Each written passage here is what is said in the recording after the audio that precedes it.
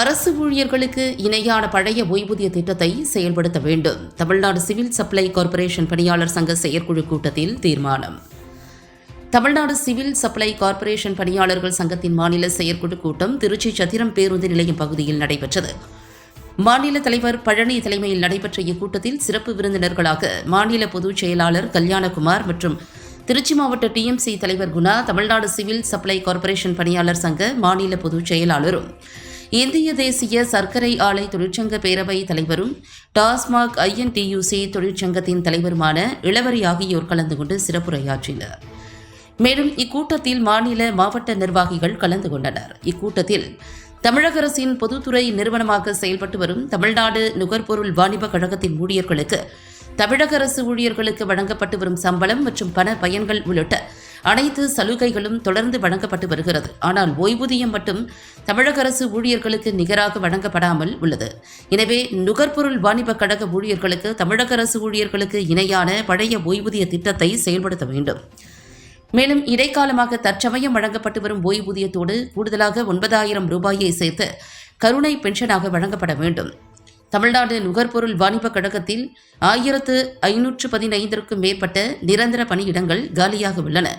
தற்போது பணிபுரிந்து வரும் ஊழியர்கள் ஒன்றுக்கும் மேற்பட்டவர்கள் செய்ய வேண்டிய பணிகளை ஒருவரே செய்வதால் பணி சுமையால் மன உளைச்சலுக்கு ஆட்பட்டுள்ளனர்.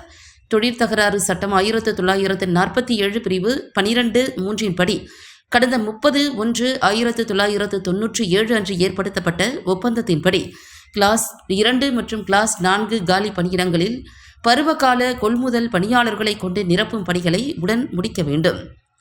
மேலும் தொழிலாளர் துணை ஆணையர் தலைமையிடம் அவர்களால் வழங்கப்பட்ட தீர்ப்பின்படி 31/12/2016 வரை பணியில் அமர்த்தப்பட்ட பருவகால பணியாளர்களை பணி நிரந்தரம் செய்திட வேண்டும். கொள்முதல் நிலையங்களில் நெல் இயக்கம் செய்யும் போது லாரி ஓட்டுநர்கள் மாமூல் கட்டாயப்படுத்துவதற்கு நிரந்தர தீர்வு காணும் பொருட்டு அன்றைய தினமே ஆன்லைன் டோக்கன் கணினியில் பதிவு செய்து கொள்முதல் நிலையங்களில் பயன்படுத்தும் டேபுகளில் லாரி எண்ணுடன் டோக்கன் போட வழிவகை செய்ய வேண்டும்.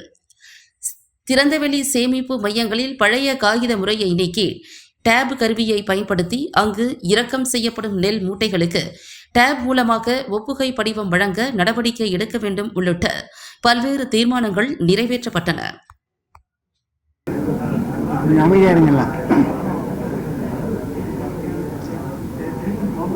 இந்திய தேசிய தொழிற்சங்க காங்கிரசுடன் இணைக்கப்பட்ட தமிழ்நாடு சிவில் சப்ளைஸ் கார்ப்பரேஷன் பணியாளர் சங்கத்தினுடைய மாநில செயற்குழு கூட்டம் திருச்சியில் இன்றைக்கு சிறப்பாக நடைபெற்றுக் கொண்டிருக்கிறது. இந்த கூட்டத்திற்கு மாநில துணைத் தலைவர் வெங்கடேசன் அவர்கள் தலைமையேற்று நடத்தி கொண்டிருக்கிறார்கள். இதிலே மாநில துணை பொதுச் செயலாளர் திரு பாண்டியன் அவர்களும் மாநில துணைத் தலைவர் திரு கார்த்திகேயன் அவர்களும் முன்னிலை வகித்திருக்கிறார்கள். திருச்சி மண்டலத்தினுடைய செயலாளர் சதீஷ்குமார் வரவேற்புரையாற்றியிருக்கிறார்கள். இதிலே பொதுச் செயலாளராகிய நான் ஆண்டறிக்கை சமர்ப்பித்து சிறப்புரையாற்றியிருக்கிறேன். இன்று நடைபெற்ற இந்த மாநில செயற்குழு கூட்டத்திலே 20 தீர்மானங்கள் நிறைவேற்றப்பட்டிருக்கிறது. அந்த 20 தீர்மானங்களிலே முக்கியமான சில பகுதிகள்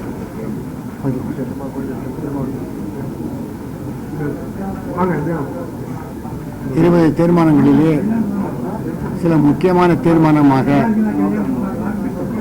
ஒரு சிலவற்றை இங்கே குறிப்பிட விரும்புகிறேன்.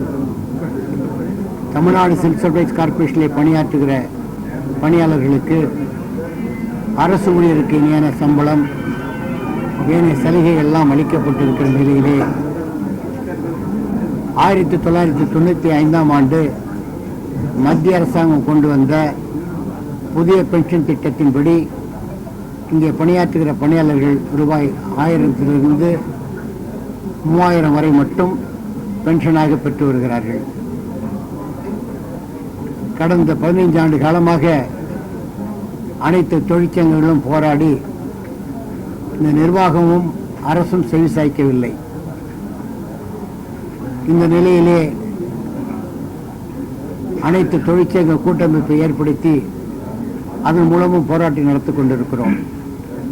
இந்த மாநில செயற்குழுவிலே குறைந்தபட்சமாக தற்பொழுது வாங்கப்பட்டு வருகிற அந்த ஓய்வூதியத்தை தவிர்த்து கூடுதலாக ரூபாய் 9,000 கருணை பென்ஷனாக வழங்க வேண்டும் என்று தமிழக அரசையும் இந்த நிர்வாகத்தையும் இச்செயற்குழு கேட்டுக்கொள்கிறது. அடுத்தபடியாக இது டெல்டா மாவட்டம் என்பதால் ஒரு முக்கியமான கோரிக்கை நிறைவேற்றப்பட்டிருக்கிறது. நெல் கொள்முதல் நிலையங்களிலே கொள்முதல் செய்யப்பட்ட அந்த நெல்லினை 48 மணி நேரத்தில் இயக்கம் செய்து சேமிப்பு கிடங்குக்கு கொண்டு செல்ல வேண்டும் என்று கழகத்தினுடைய உத்தரவு தெளிவாக இருக்கிற நிலையில் இயக்கம் செய்ய முடியாத சூழ்நிலையின் காரணமாக 48 நாட்கள் கூட அது தேங்கி கிடக்கிறது. இந்த காலகட்டங்களிலே இயற்கை சீற்றங்களால் அந்த பொருட்களிலே எடை இழப்பு ஏற்படுகிறது, இயக்க இழப்பு ஏற்படுகிறது, அதே போல தரக்கட்டுப்பாடு இழப்பு ஏற்படுகிறது. இந்த இழப்புக்கெல்லாம் காரணம் இந்த நிர்வாகமே ஒழிய அங்கே பணியாற்றுகிற கொள்முதல் நிலையத்தில் பணியாற்றுகிற அந்த பருவகால பணியாளர்கள் அதற்கு பொறுப்பல்ல. இருந்தாலும் அவர்களுக்கு லட்சக்கணக்கான ரூபாயை அபராதமாக விதித்து பணத்தை செலுத்த சொல்கிறார்கள். அந்த பணம் செலுத்துவது ஒரு முறையான சட்ட ரீதியாக அது நடைபெறுவதில்லை. ஒருவருக்கு ரெக்கவரி போட வேண்டும் என்றால் காரணம் கேட்பு குறிப்பாணை வழங்கப்பட வேண்டும். அந்த காரணம் கேட்பு குறிப்பாணைக்கு விளக்கம் பெற்றுதான் உத்தரவு வழங்கப்பட வேண்டும். ஆனால் ஏதோ தனியார் கம்பெனி போல அந்த பணியாளர்கள் பணத்தை கையில் வாங்கி அதை கொண்டு போய் அலுவலகத்தில் கட்டுகிறார்கள், கட்டவில்லை என்று கூட நமக்கு தெரியாது. இது தவறான முன்னுதாரணத்தை இந்த நிர்வாகம் ஏற்படுத்தியிருக்கிறது. ஆகையால் முறையாக காரணம் கேட்பு குறிப்பானை கொடுத்து அந்த பணப்பிடித்தல் செய்ய வேண்டும் என்பது இங்கே தீர்மானமாக நிறைவேற்றப்பட்டிருக்கிறது. மிக முக்கியமாக இன்றைக்கு தமிழ்நாடு நூறு வாழ்வுக் கழகத்திலே 1450 காலி பணியிடங்கள் இருக்கிறது, நிரந்தர காலி பணியிடங்கள் இருக்கிறது. அந்த நிரந்தர காலி பணியிடங்களை நிரப்புவதற்கு 12 ஒப்பந்தம் 1997 அனைத்து தொழிற்சங்கங்களும் சேர்ந்து போடப்பட்ட ஒப்பந்தம் இன்றைக்கு நிலுவையில் இருக்கிறது. அது காலாவதியாகிவிட்டது என்று நிர்வாக இயக்குநர்கள் எல்லாம் சொல்லுகிற பொழுது அதனை எதிர்த்து ஐஎன்டிசி தொழிற்சங்கம் மட்டும்தான் தொழிலாளர் நீதிமன்றத்திலே வழக்கை தொடர்ந்து அதில் நல்லதொரு தீர்ப்பை பெற்றிருக்கிறோம். அந்த தீர்ப்பிலே 12 ஒப்பந்தம் ரத்து செய்யப்படவில்லை, இன்றைக்கும் அமலில் இருக்கிறது. அந்த ஒப்பந்தத்தின்படி அந்த கொள்முதல் நிலைய பணியாளர்களை பணி நிரந்தரம் செய்ய வேண்டும் என்று உத்தரவு வாங்கியிருக்கிற நிலையிலும் கூட இன்றைக்கு அந்த காலி பணியிடங்கள் நிரப்பப்படாமல் இருக்கிறது. அந்த காலி பணியிடங்களை 12 ஒப்பந்தத்தின் மூலமாக நிரப்பப்பட வேண்டும் என்று கோரிக்கை இங்கே வைத்து நிறைவேற்றப்பட்டிருக்கிறது. அதே போல 16 ஆண்டு காலமாக கணினி பணியாளர்கள் ஒரு 250 பேர் கிடங்குகள், அலுவலகங்கள், மற்ற இடங்களிலே பணியாற்றி வருகிறார்கள். அவர்களுக்கு மிக குறைந்த சம்பளம் இந்த நிர்வாகம் வழங்கிக் கொண்டிருக்கிறது. இது அதை நிர்வாகமே வழங்கவில்லை. அதை ஒப்பந்த அடிப்படையிலே எல்காட்டிடம் கொடுத்து, எல்காட் வேற ஒரு கம்பெனியிலே, தனியார் கம்பெனியிலே கொடுத்து அந்த சம்பளத்தை வழங்கி வருகிறார்கள். அவர்களுக்கு இந்த நிர்வாகம் நேரடியாக சம்பளம் வழங்க வேண்டும் என்று தீர்மானம் நிறைவேற்றப்பட்டிருக்கிறது. நாளை மறுநாள் கூட சென்னையிலே ராஜரத்னம் ஸ்டேடியம் அருகிலே மிகப்பெரிய ஒரு ஆர்ப்பாட்டம் நடைபெற இருக்கிறது, என்னுடைய தலைமையிலே நடைபெற இருக்கிறது.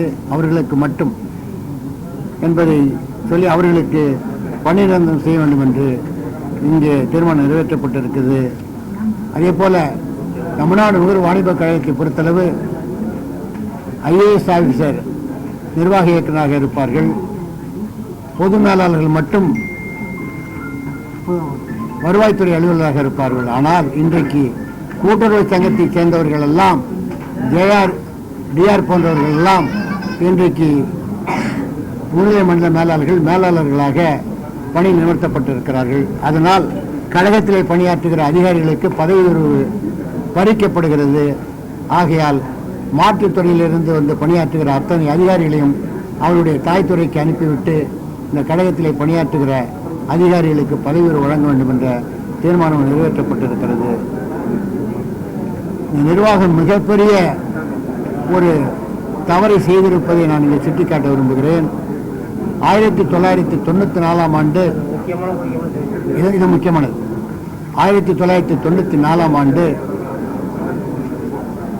இந்த தொழிலாளருக்காக ஒரு மருத்துவ நலநிதி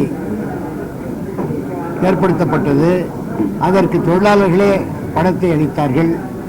தொழிலாளர் வந்து பணம் பிடித்தம் செய்யப்பட்ட வகையிலே இன்றைக்கு 8.5 கோடி ரூபாய் இந்த நிர்வாகத்திடம் இருக்கிறது. அந்த 8.5 கோடி ரூபாயை இந்த நிர்வாகம் அந்த தொழிலாளருக்கு யாரிடம் பணம் பிடித்தார்களோ அந்த தொழிலாளருக்கு வழங்க மறுக்கிறது. அதனை உடனடியாக வழங்கப்பட வேண்டும். அல்ல என்றால் இது போராட்ட நடவடிக்கையில் ஈடுபடும் இந்த தொழிற்சங்கம் என்பதை இங்கே சுட்டிக்காட்ட விரும்புகிறேன்.